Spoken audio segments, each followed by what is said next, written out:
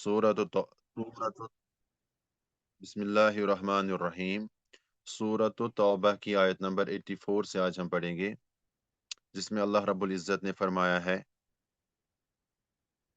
वला तुसल्ली अला अहदिम मिनहुम वला तुसल्ली, और न आप नमाज पढ़ें। नमाज से यहाँ पर मुराद है नमाज जनाजा। अला अहदिन, किसी एक पर भी, मिनहुम उनमें से, माता जो मर जाए, अबदा कभी भी, वला तकुम और न आप खड़े हों, अला कब्री उसकी कब्र पर, इन्नहुम बेशक वो, कफरू कुफ्र किया उन्होंने, बिल्लाहि व रसूली अल्लाह के साथ और अल्लाह के रसूल अलैहि सलातु वस्सलाम के साथ, वमातु और वो मर गए, वहुम इस हाल में कि वो, फासिकून नाफरमान थे, फासिक थे। यानी फरमाया, और ए नबी अलैहि सलातु वस्सलाम, उनमें से जो मर जाए, आप कभी भी उसकी नमाज यानी नमाज जनाजा न पढ़ें और न कभी उनकी कब्र पर खड़े हों, यानी दुआई मगफिरत के लिए, क्योंकि बेशक उन्होंने अल्लाह और उसके रसूल अलैहिस्सलातु वस्सलाम के साथ कुफ्र किया और वो इस हाल में मरे हैं कि वो फासिक थे, नाफरमान थे।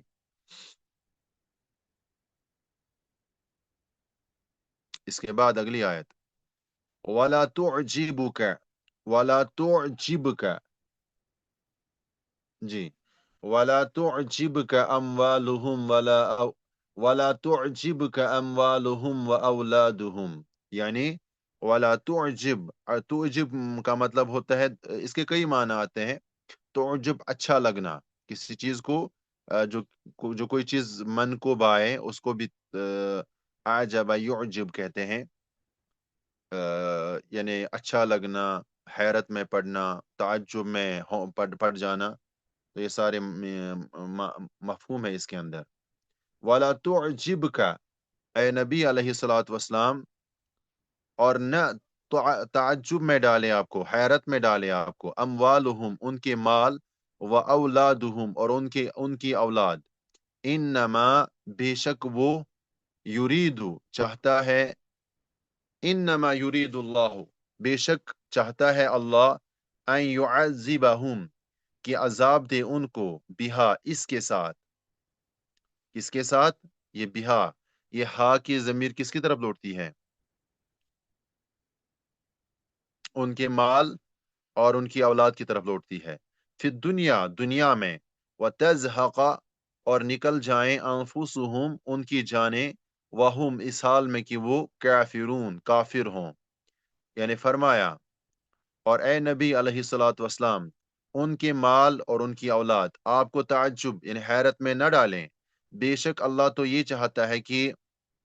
इन्हीं चीजों के जरिए उन्हें दुनिया में अजाब दे और उनकी जानें हालत कुफ्र में ही निकल जाएं। वाइजा और जब, उनजिलत नाजिल की जाती है, सूरह कोई सूरत, अन ये कि, आमिनू ईमान लाओ, बिल्लाहि अल्लाह पर, वजाहिदू और जिहाद करो, मआ रसूली उसके रसूल के साथ, इस्तअज़नक इस्तअज़न इस्तअज़नक इजाजत मांगते हैं आपसे, उलुत्तौली वाले दौलत यानी दौलत वाले, मिनहुम उनमें से, वक़ालू और वो कहते हैं, ज़रना छोड़ दें हमें, नकुन हम हो जाएं, मअल क़ाइदीन बैठने वालों के साथ। इसमें फरमाया, और जब कोई सूरत नाजिल की जाती है कि तुम अल्लाह पर ईमान लाओ और उसके रसूल के साथ मिलकर जिहाद करो,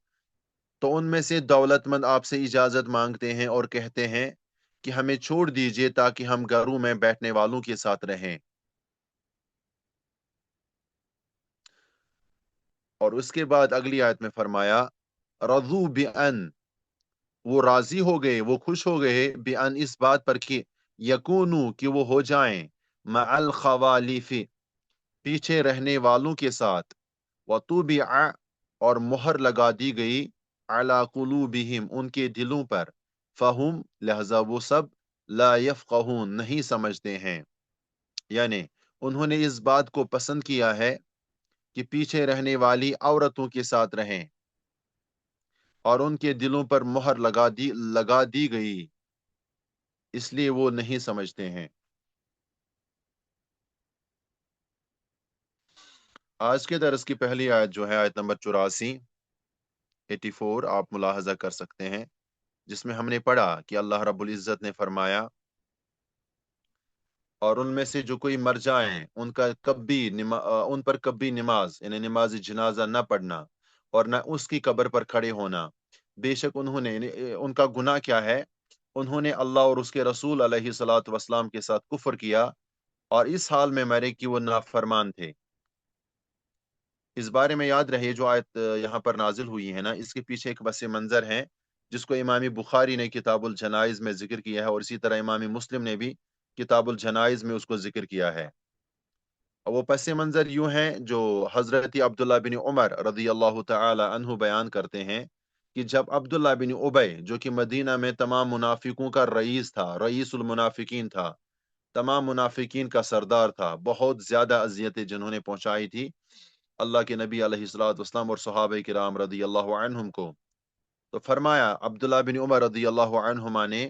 کہ جب عبداللہ بن ابی یہی رئیس المنافقین فوت ہوا تو اس کا بیٹا نبی صلی اللہ علیہ وسلم کے پاس آیا کہ مجھے اپنی قمیص دیجئے، میں اسے اس میں کفن دوں، یعنی اپنے باپ کو میں اسی میں کفن دوں، اور آپ اس پر جنازہ پڑھیں اور اس کے لیے بخشش کی دعا فرمائیں، جنازہ بھی پڑھیں اور ان کے لیے دعائی مغفرت کریں۔ کس کے لیے؟ عبداللہ بن ابی کے لیے، ان کا بیٹا، ان کا نام بھی عبداللہ تھا، عبداللہ بن ابی کے بیٹے کا نام عبداللہ جو کہ صحابی تھے رضی اللہ تعالی عنہ، تو وہ گزارش کرنے کے لیے آپ صلی اللہ علیہ وسلم کے پاس آئے اور یہ گزارشہ سامنے رکھیں، ایک تو یہ کہ آپ صلی اللہ علیہ وسلم اپنا کپڑا دیں، اپنی قمیض دیں تاکہ میں اسے اسی قمیض میں کفن دوں، اور جنازہ پڑھیں اور اس کے ساتھ ساتھ میرے باپ کے لیے دعائی مغفرت کریں۔ تو نبی صلی اللہ علیہ وسلم چونکہ رحمت للعالمین تھے نا، بہت ہی مشفق، انتہائی مہربان پیغمبر تھے، اپنی امت سے حد سے زیادہ محبت کرنے والے، تو انہوں نے اپنی قمیص مبارک عطا فرمائی ان کے بیٹے عبداللہ کو رضی اللہ عنہ، اور ساتھ ہی فرمایا کہ مجھے اطلاع دینا تاکہ میں اس کا جنازہ بھی پڑھوں۔ اس نے جب جنازے کی تیاری ہو گئی تو اس کے بیٹے نے اطلاع دی،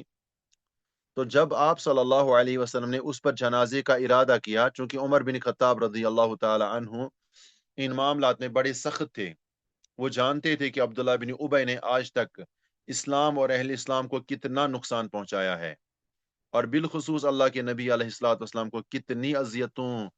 سے دوچار کیا ہے۔ تو جب رسول اللہ صلی اللہ علیہ وسلم اس کا جنازہ پڑھنے لگے یا ارادہ کیا، تو سیدنا عمر بن خطاب رضی اللہ تعالی عنہ سے یہ برداشت نہیں ہوا، انہوں نے آپ صلی اللہ علیہ وسلم کی قمیص مبارک کھینچ لی اور عرض کیا، کیا اللہ تعالی نے آپ کو منافقین کا جنازہ پڑھنے سے منع نہیں فرمایا؟ تو آپ صلی اللہ علیہ وسلم نے اس پر انہیں جواب دیا کہ مجھے دو اختیار دیے گئے ہیں، اب دیکھیں، رحمت والے پیغمبر، مہربان پیغمبر، اپنی امت سے جس نے بھی کلمہ پڑھا ہو، اب سچے دل سے پڑھا ہو یا صرف زبان سے پڑھا ہو، تو اللہ کے نبی علیہ الصلوۃ والسلام اپنے پیارے امتیوں سے کتنی زیادہ محبت کرتے تھے، حالانکہ آپ صلی اللہ علیہ وسلم اس بات کو جانتے تھے کہ عبداللہ بن ابی جو ہے جھوٹے ہیں، کذاب ہیں، منافق ہیں، اور حضرت یہ وہی عبداللہ بن ابی ہیں جنہوں نے اما عائشہ رضی اللہ عنہا پر تہمت لگائی تھی، یہ وہی ظالم ہے۔ تو رسول اللہ صلی اللہ علیہ وسلم نے پھر عبداللہ یہ حضرت عمر بن خطاب سے کہا کہ اے عمر، مجھے دو اختیارات دیے گئے ہیں، تو میں ان دو میں سے جس کو اختیار کروں تو میں کر سکتا ہوں۔ تو وہ دو اختیار کیا تھے، وہ بھی سورہ توبہ میں اللہ نے آگے ذکر کیا ہے، نہیں پچھلے جو ہم نے پچھلی آیتوں میں پڑھا، استغفر لہم او لا تستغفر لہم، اے نبی علیہ الصلوۃ والسلام ان کے لیے بخشش مانگ یا ان کے لیے بخشش نہ مانگ، یعنی برابر ہے ان کے، وہ جو ہم نے شاید کل یا پچھلے ہفتے پڑھا تھا، شاید نہیں اسی ہفتے پڑھا تھا نا، کہ اے رسول علیہ الصلوۃ والسلام اگر آپ ان منافقین کے لیے دعا کریں یا نہ کریں یہ برابر ہیں، ان کے لیے دعائے مغفرت کرنا یا نہ کرنا یہ برابر ہے، اللہ کبھی بھی ان کی مغفرت نہیں کرے گا۔ تو اب چونکہ اللہ ان کی مغفرت نہیں کرے گا، یہ تو اللہ کے اختیار میں ہے، لیکن اس آیت کے شروع میں تو اللہ نے اختیار دیا ہے اللہ کے نبی، اپنے پیارے نبی علیہ الصلوۃ والسلام کو، کہ چاہے تو آپ ان کے لیے استغفار کریں یا نہ کریں۔ اب یہ دو اختیار جو ہے نا، استغفار کریں یا نہ کریں، اسی کو بنیاد بناتے ہوئے اللہ کے نبی، اللہ کے پیارے نبی علیہ الصلوۃ والسلام نے پہلی آپشن اختیار کی ہے عبداللہ بن ابی کے لیے بھی، چاہے آپ اس کے لیے استغفار کریں یا نہ کریں، میں انہیں نہیں بخشوں گا۔ تو رسول اللہ صلی اللہ علیہ وسلم، یہ ہوتی ہے رحمت، یہ ہوتی ہے شفقت، ہے نا، اپنی ماں سے بھی زیادہ رسول اللہ صلی اللہ علیہ وسلم اپنی امتیوں سے پیار کرتے ہیں، محبت کرتے ہیں، اس سے بھی بڑھ کر، ورنہ جانتے تھے کہ اللہ مغفرت نہیں کرے گا اس بندے کی، جانتے تھے کہ اس بندے نے اسلام کو کتنے زیادہ نقصان یا کتنے زیادہ تکلیف پہنچائے ہیں مسلمانوں کو، خود رسول اللہ صلی اللہ علیہ وسلم کی ذات مبارک کو کتنے زیادہ دکھ دیے تھے، اور یہ بھی جانتے تھے کہ اللہ کبھی بھی اس کی مغفرت نہیں کرے گا، تو پھر بھی چونکہ پہلی آپشن تو موجود تھی کہ چاہے تو آپ اس کے لیے دعائیں مغفرت کریں یا نہ کریں، تو آپ صلی اللہ علیہ وسلم نے حضرت عمر بن خطاب سے یہی جواب دیا کہ میں پہلے آپشن کو، پہلے اختیار کو اختیار کرتا ہوں۔ اس کے بعد آپ صلی اللہ علیہ وسلم نے اس کا جنازہ پڑھا، عبداللہ بن ابی کا، جب جنازہ پڑھا تو اسی موقع پر یہ آیت نازل ہوئی جو ابھی ہم نے پڑھی، جب جنازہ پڑھ لیا تو اللہ رب العزت کی رحمت برجوش آئی، اور اللہ رب العزت سے یہ پسند نہیں ہوا، اور یہاں پر بھی اللہ رب العالمین نے اپنے پیارے بندے حضرت عمر بن خطاب کی موافقت فرمائی، اور اللہ نے آیت نازل فرمائی وَلَا تُصَلِّ عَلَىٰ أَحَدٍ مِّنْهُم مَّاتَ أَبَدًا وَلَا تَقُمْ عَلَىٰ قَبْرِهِ، اے نبی علیہ الصلوۃ والسلام، ان میں سے جو کوئی مر جائیں ان منافقین میں سے، تو کبھی بھی اس کا نماز جنازہ مت پڑھیے، اور نہ اس کی قبر پر کبھی کھڑا ہوئیے۔ قبر پر کھڑے ہونے سے مراد دعائی مغفرت کرنا، چونکہ اس کے بیٹے نے تو یہ عرض کیا تھا نا، ایک تو جنازہ پڑھیں، قمیض دے کفن کے لیے، اور جنازہ پڑھ کے اس کے لیے دعائی مغفرت بھی کریں، تو اللہ نے دونوں باتوں سے منع کیا ہے۔ اب قمیض مبارک دی تھی، ظاہر سی بات ہے وہ تو ہو گئی تھی، لیکن اب دراصل اللہ رب العالمین اپنے پیارے رسول علیہ الصلوۃ والسلام سے مستقبل کے لیے منافقین کے لیے دعائی مغفرت کرنا یا منافقین پر جنازہ پڑھنا اس سے منع کر رہے ہیں، اس سے منع کیا جا رہا ہے اللہ کے نبی علیہ الصلوۃ والسلام سے۔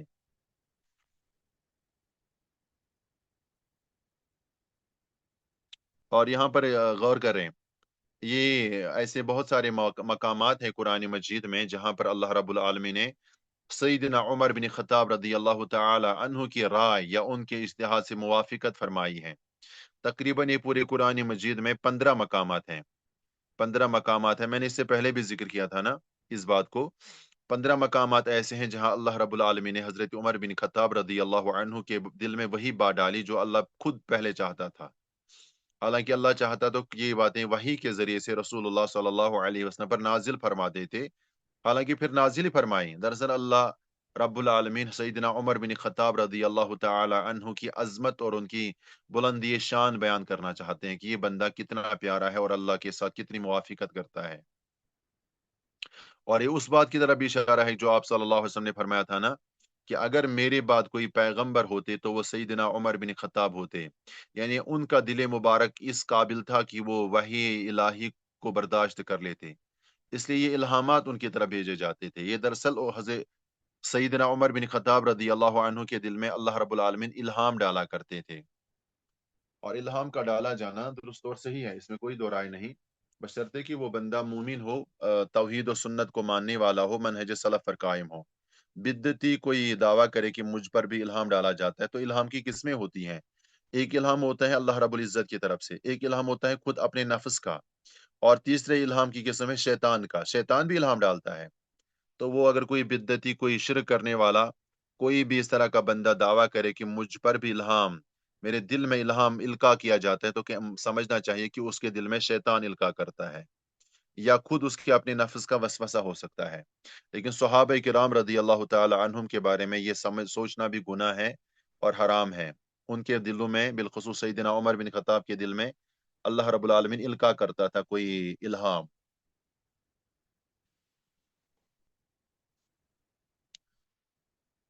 اب دیکھیں اس آیت میں دراصل اللہ رب العالمین نے پیارے نبی علیہ الصلوۃ والسلام کو منع کر دیا کہ اب آئندہ سے منافقین پر کبھی بھی نماز جنازہ مت پڑھنا، یہ منع کیا گیا۔ اب جو شخص کلمہ پڑھ کر سری شرک کرتا ہے اور غیر اللہ سے وہ مدد بھی مانگتا ہے جو اللہ کے سوا کسی کے اختیار ہی میں نہیں، یا کلمہ کے بعد مسلمان ہونے کی پہلی شناخت نماز ہی اس میں نہیں پائی جاتی، یا وہ صاحب اللہ تعالیٰ کی حدود کو وحشیانہ سزائیں کہتا ہے، या वो अल्लाह ताला के अहकाम का मजाक उड़ाता है, या इस जमाने में उन्हें नाकाबिल अमल कहता है। तो उसके बारे में गौर तलब बात है कि क्या उसका जनाजा पढ़ा जा सकता है या नहीं पढ़ा जा सकता है। रसूलुल्लाह सल्लल्लाहु अलैहि वसल्लम मैयत को जनाजे के बाद दफन करके कब्र पर खड़े होकर दुआ मांगते थे, बिलखुसूस उन 3 सवालों के बारे में साबित कदम रहने के लिए जो कब्र में किसी भी शख्स से पूछे जाते हैं। मुख्तलिफ दूसरे अवकात में वहां जाकर इन्हें मकबरे में, कब्रिस्तान में, यानी जन्नतुल बकी में मुख्तलिफ अवकात में जाकर वहां उनके लिए दुआई मगफिरत करते थे। मुनाफिकीन के मुतालिक अल्लाह ताला ने आप सल्लल्लाहु अलैहि वसल्लम को इससे भी मना फरमा दिया, क्योंकि उनमें मुनाफिक, काफिर और मुशरिक की तकरीम और इज्जत अफजाई हैं, जो अल्लाह ताला को किसी सूरत मंजूर नहीं है। और यहाँ ये बात भी वाज़ेह रहे कि जब ये आयत नाजिल हुई तो उसके बाद, अब इस आयत के नाजिल होने के बाद, अल्लाह के प्यारे नबी अलैहिस्सलातु वस्सलाम ने किसी भी मुनाफिक का नमाज जनाजा नहीं पढ़ा, ना उसके लिए दुआई मगफिरत की। लेकिन इंतहाई बदकिस्मती के साथ हमें ये बात कहनी पड़ती है कि आज भी आप देखेंगे कि कई हमारे मुसलमान बहन भाई वो आज भी कहते हैं कि मुना देखें, अल्लाह के नबी अलैहिस्सलातु वस्सलाम ने अपने सबसे बड़े दुश्मन जो मदीना में थे, जिन्होंने अम्मा आयशा पर तोहमत भी लगाई थी, उसका भी जनाजा पढ़ा। तो तुम इतनी सख्ती क्यों करते हो कि तुम बिदअतियों के बारे में इतना सख्त मौकिफ रखते हो। तो हम ये कहते हैं कि हाँ, अल्लाह के नबी अलैहिस्सलातु वस्सलाम ने तो जनाजा पढ़ा था, लेकिन साथ ही तो मना भी किया गया था। साथ ही तो इस बात से आप सल्लल्लाहु अलैहि वसल्लम को मना किया गया, रोका गया कि अब से ऐसा ना करें और दिखाएं। तमाम कुतुब अहादीस को देखें, तमाम कुतुब सीरा को देखें, क्या कहीं पे कोई सबूत मिलता है इस एक हदीस के बगैर जिसमें अल्लाह के नबी अलैहिस्सलातु वस्सलाम ने अब्दुल्लाह बिन उबई का जनाजा पढ़ा था? क्या इसके अलावा किसी भी मुनाफिक का जनाजा आप सल्लल्लाहु अलैहि वसल्लम ने सारी जिंदगी पढ़ा है? नहीं पढ़ा है। तो क्यों नहीं पढ़ा है? वो भी तो मर गए थे, कभी नहीं पढ़ा था, क्योंकि मना किया गया था इस आयत में, वला तुसल्ली अला अहदिम मिनहुम मात अबदा वला तकुम अला कब्री। तो मना किया गया है। तो लिहाजा इस आयत को यानी उन अहादीस को दलील बनाकर ये बिद्दात की राहों को खुलने का जवाज नहीं बनता है और कभी नहीं बनेगा। आयत नंबर 85 में अल्लाह ताला ने फरमाया, ए नबी अलैहिस्सलातु वस्सलाम, तुझे इनकी अमवाल और उनकी औलाद ताज्जुब में न डालें। अल्लाह तो यही चाहता है कि उन्हें उनके जरिए दुनिया में सजा दे और उनकी जानें इस हाल में निकलें कि वो काफिर हों। इससे पहले आयत नंबर 55 में, आयत सूरह तौबा की आयत नंबर 55 में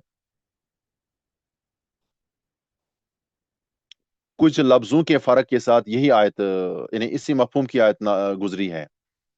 यहाँ इस आयत को दोबारा लाने का मकसद ये है कि निफाक इन्हीं चीजों की मोहब्बत और हिर्स से पैदा होता है, जैसा कि सूरह मुनाफिकून में उनके अमाल ये बद के तज़किरे के बाद आखिर में तलकीन फरमाई, ला तुल्हिकुम अमवालुकुम वला औलादुकुम अन जिक्रिल्लाह। देखना कहीं तुम्हारे अमवाल और तुम्हारी औलाद तुम्हें अल्लाह की याद से गाफिल न कर दें। यहाँ भी गुज़श्ता आयत को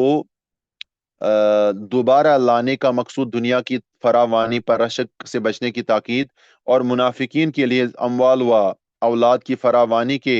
उनके लिए नुकसानदेह होने का बयान है। वरना तो ये कि ये बात इससे पहले भी गुजरी है कि अल्लाह रब्बुल आलमीन ने काफिरों, मुनाफिकीन, मुशरिकीन को दुनियावी एतबार से बहुत ज्यादा मालदार बनाया हुआ है, चाहे वो दुनियावी माल हो या औलाद हो। तो कसरत औलाद के एतबार से भी और कसरत माल के एतबार से भी अल्लाह ने उनको खूब खूब नवाजा होता है। लेकिन मोमिनीन के लिए खिताब है, रसूलुल्लाह सल्लल्लाहु अलैहि वसल्लम को खिताब किया जा रहा है कि ये बात तुम्हें ताज्जुब में न डालें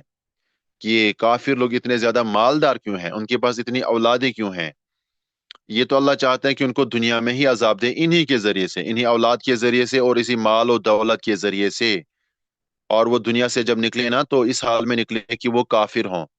तो ये दुनियावी धोखे हैं, दुनियावी फरेब हैं कि बंदा इनसे धोखा खा जाता है, चाहे वो औलाद हो, अगर औलाद सौलेह ना हो, और अगर या माल हो। तो मुसलमानों को इस आयत से बहुत ज्यादा जो है ना सबक लेना चाहिए कि कभी भी हमें इस धोखे में नहीं पड़ना चाहिए कि हम जब देखते हैं कि आज के दौर में काफिर, मुशरिक और इस तरह के लोग जो अल्लाह की राह, दीन से दूर होते हैं, वो लाखों करोड़ों कमाते हैं पैसे, तो उनके पास दुनिया होती है, जबकि दीनदारों के पास,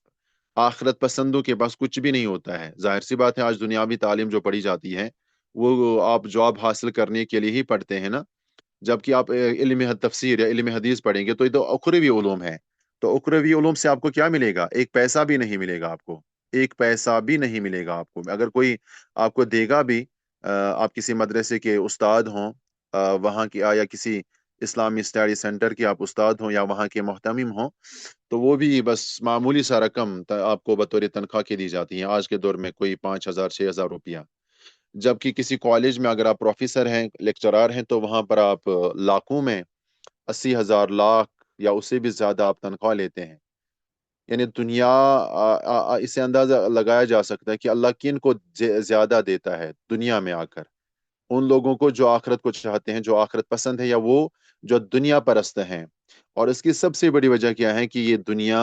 مومن کے لیے قید خانہ ہے صحیح حدیث کے مطابق، اور کافروں کے لیے اور ان جیسے لوگوں کے لیے جنت ہے.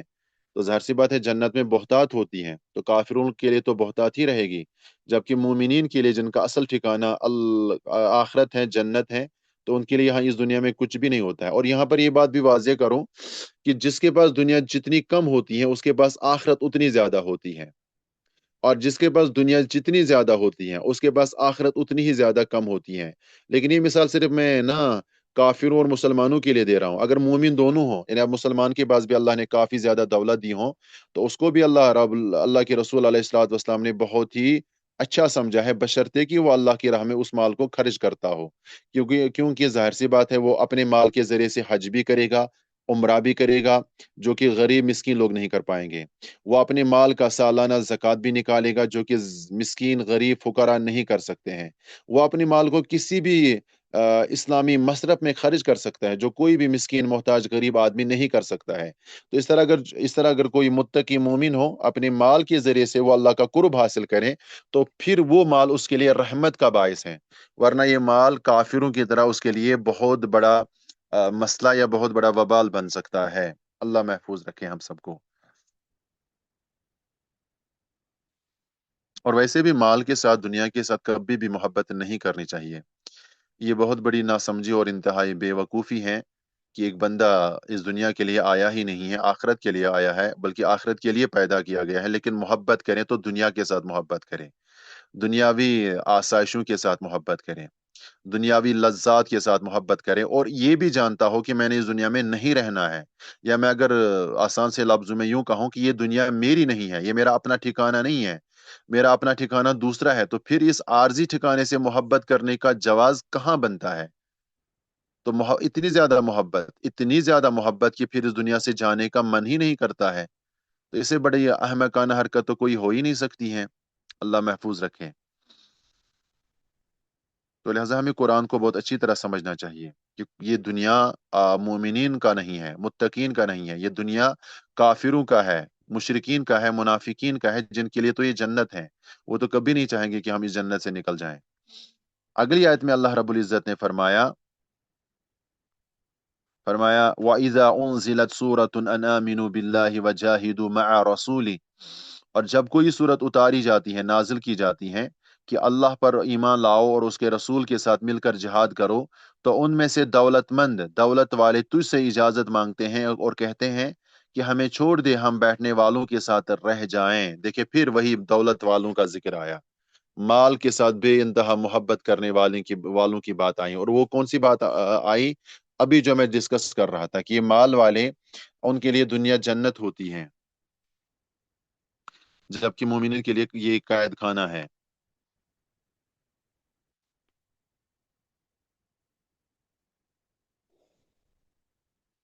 یہاں پر اللہ رب العالمین نے لفظ استعمال کیا ہے اولو طول، استأذنک اولو الطول. تو یہ مال والے، طول، الطول کا معنی ہے الفضل والقدرت والغنى وسعہ، یعنی وسعت و طاقت اور مال و دولت. تو اس لیے ہم نے ترجمہ میں ذکر کیا کہ مال و دولت والے. اور الخوالف استعمال ہوا ہے اس آیت میں، ہے نا؟ نہیں، وہ تو اگلی آیت میں استعمال ہوا ہے، آیت نمبر 83 میں.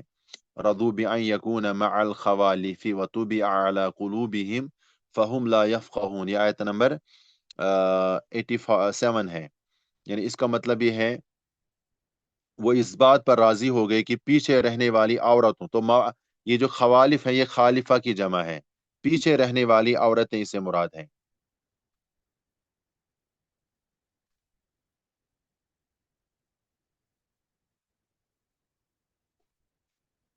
تو انہوں نے اس بات کو پسند کیا، وہ اس بات پر راضی ہو گئے کہ وہ ان پیچھے رہنے والی عورتوں کے ساتھ گھروں میں بیٹھے رہیں،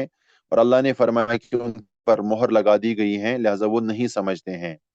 جب مہر ہی لگا دی گئی ہے تو کیسے سمجھیں گے؟ یعنی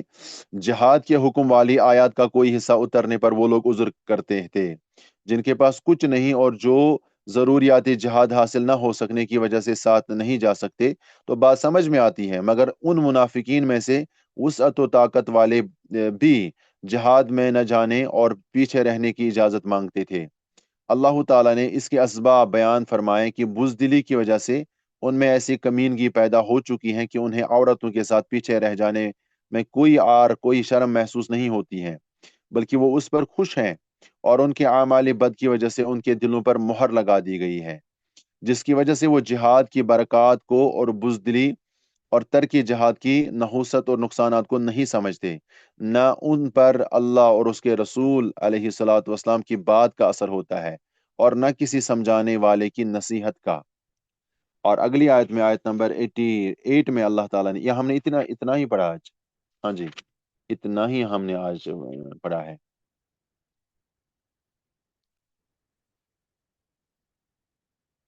اور ویسے بھی ہمارے ہمارے کلاس کا جو ٹائم تھا وہ ختم ہو چکا ہے، 3 منٹ اوپر ہو گئے ہیں۔ اگر تو کسی کا کوئی سوال ہے، کوئی کوشچن ہے تو آپ پوچھ سکتے ہیں۔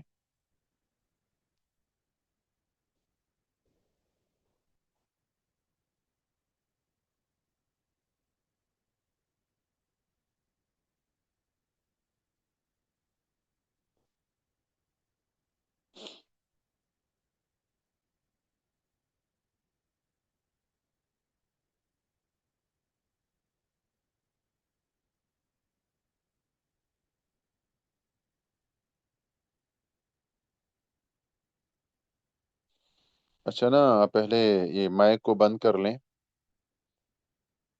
انشاءاللہ میں مائک کھول دیتا ہوں۔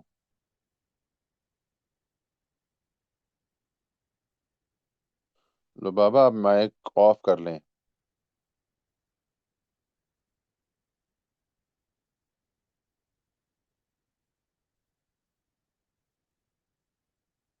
شاید لو بابا نہیں سن پاتی ہیں، تو آپ سوال پوچھیے، میں نے مائک کھول دیا ہے۔